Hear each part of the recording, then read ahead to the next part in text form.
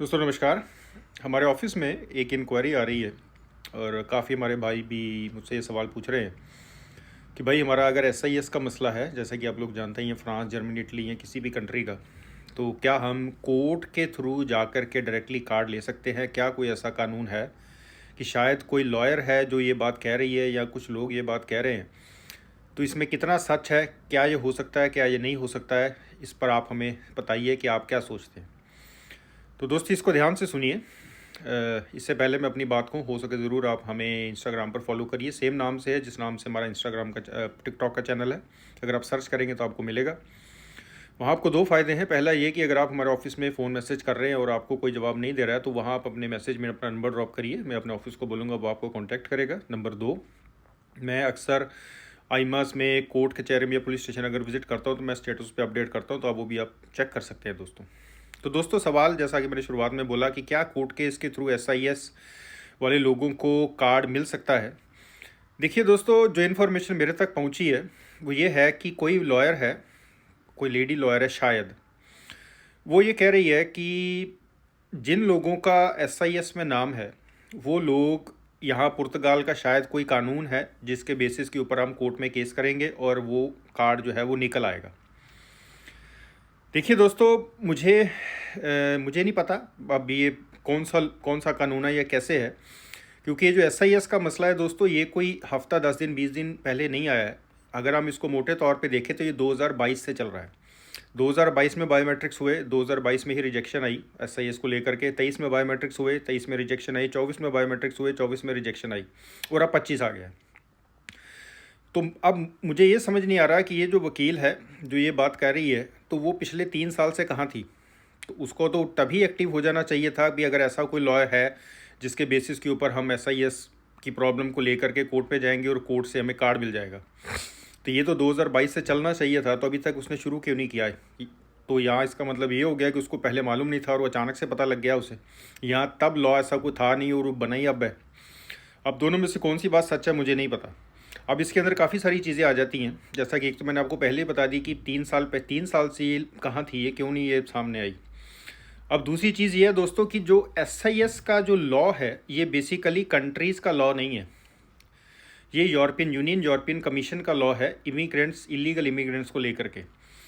तो अगर आपने यूरोपियन यूनियन के लॉ को चैलेंज करना है तो इसके लिए आप किसी कंट्री की कोर्ट में नहीं जा सकते। इसके लिए आपको यूरोपियन यूनियन से ही बात करनी पड़ेगी कि भाई आपका ये जो लॉ है ये हमें प्रॉब्लम क्रिएट कर रहा है, और वो तो पॉसिबल नहीं है कि आप यूरोपियन कमीशन से डायरेक्टली बात करें, क्योंकि ईयू आर्टिकल जो है, आर्टिकल 3 2018, 1860 और 1861, 2018/1860 आर्टिकल 3 ईयू है। ये बेसिकली तब जारी किया जाता है जब आपको कोई भी कंट्री बिना कागज़ों के पकड़ती है, यूरोपियन यूनियन की कोई भी कंट्री, या अगर आपने किसी भी कंट्री के अंदर कोई इमिग्रेशन प्रोसेस स्टार्ट किया और उसका डिसीजन रिजेक्शन में आया है।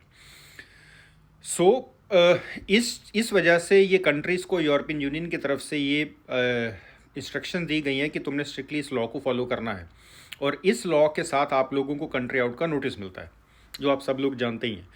तो आप इस चीज़ को तोड़ने के लिए ऐसा इसका मसला हम कोर्ट में जा सकते हैं, कोर्ट में केस करेंगे। मुझे नहीं पता भी अब वो कौन से लॉ की बात कर रही है, क्योंकि हमारी जानकारी में तो नहीं है ऐसा कोई भी लॉ। और ऐसा कैसे पॉसिबल है कि इस लॉ का सिर्फ और सिर्फ उसी को पता है? ना तो इस लॉ के बारे में पुर्तगाल की इमिग्रेशन जानती है, ना ही बाकी के लॉयर जानते हैं, ना मैं जानता, मुझे भी नहीं पता, जबकि हम इन चीज़ों में डील करते हैं।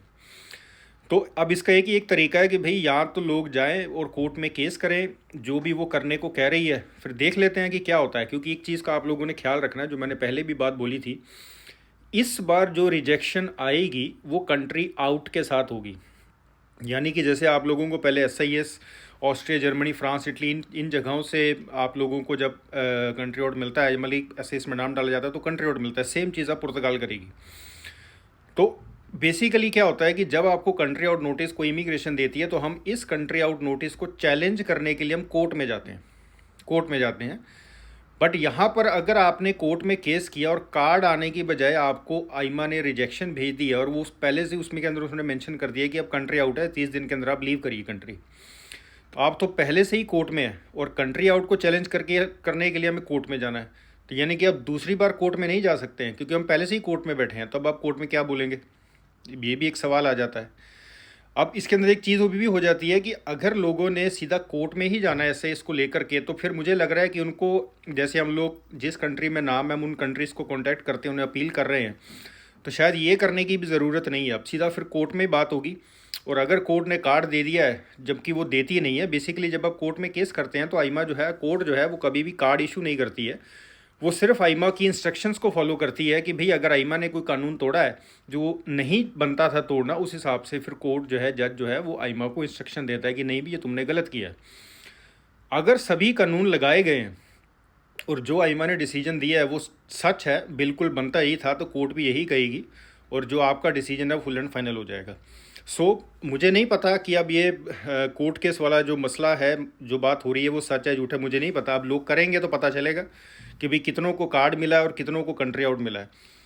तो आप इस चीज़ को सोच समझ लें कि आपने कैसे हैंडल करना है। ये टोटली आपकी मर्ज़ी है, आप करना चाहते हैं, आप नहीं करना चाहते, ये टोटली आपकी मर्ज़ी है।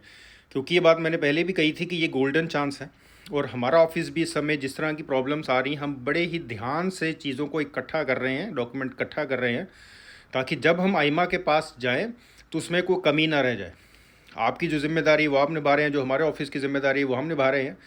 तो बड़े ही ध्यान से, क्योंकि ये हमारे पास गोल्डन चांस है, अगर लोगों को कंट्री आउट मिलने स्टार्ट हो गए तो ये एक नई प्रॉब्लम क्रिएट हो जाएगी, और इसका सोल्यूशन करने में पता नहीं कितना पैसा और वक्त जाएगा, और सोल्यूशन हो भी पाएगा कि ये भी हमें नहीं पता।